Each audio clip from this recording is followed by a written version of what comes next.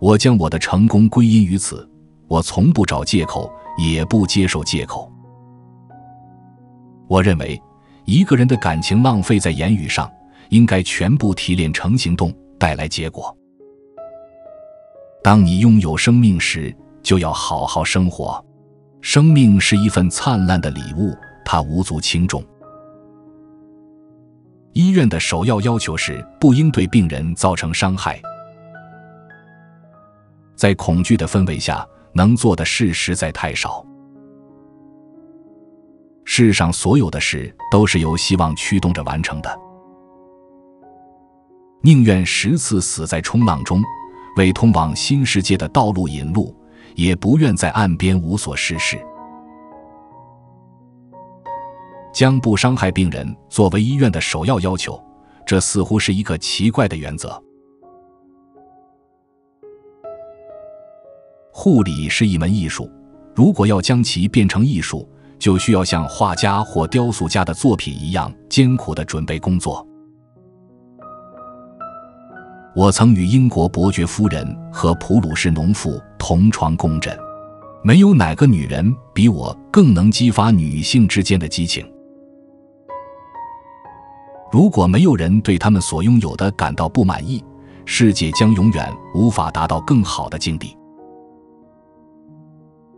要理解上帝的思想，我们必须研究统计学，因为这些是衡量他意图的工具。给护士的最重要的实用教训是教会他们观察什么。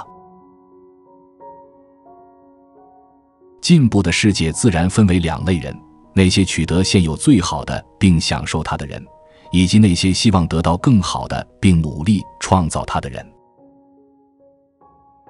禁欲主义和殉道精神与我们格格不入，我们更希望看到你们聪明、健康、强壮。医院只是文明的中间阶段。没有一个人，即使是医生，会给护士下其他的定义，尽忠职守，服从命令。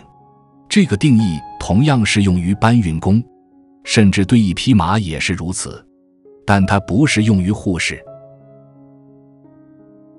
妇女没有同情心，我对妇女的了解几乎和欧洲一样多。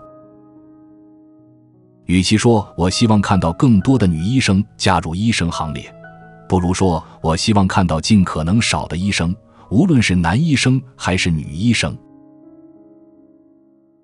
烈士的牺牲完全是徒劳的，或者说并非完全徒劳，因为他们使自私的人更加自私，懒惰的人更加懒惰，狭隘的人更加狭隘。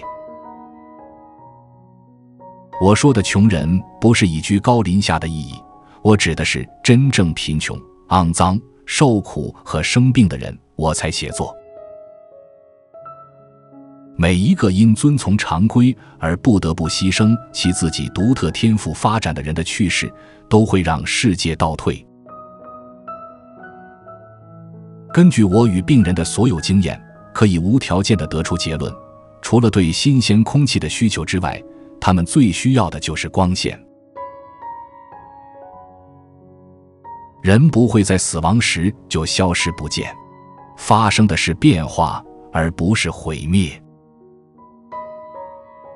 最伟大的英雄是那些在日常家务的琐碎中尽职尽责的人，而世界则像疯狂的陀螺一般旋转。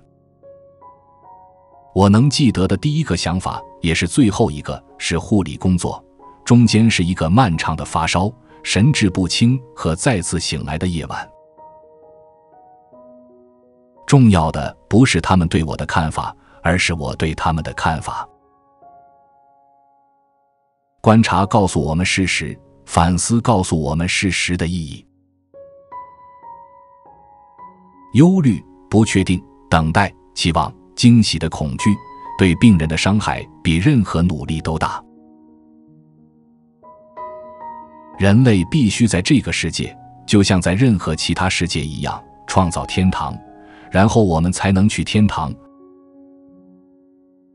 我学会了认识上帝，我重塑了我的社会信念。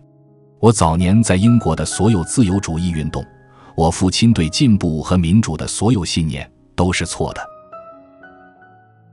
我所知道的唯一拒绝茶的英国病人是伤寒病例，他们好转的第一个迹象是他们再次渴望喝茶。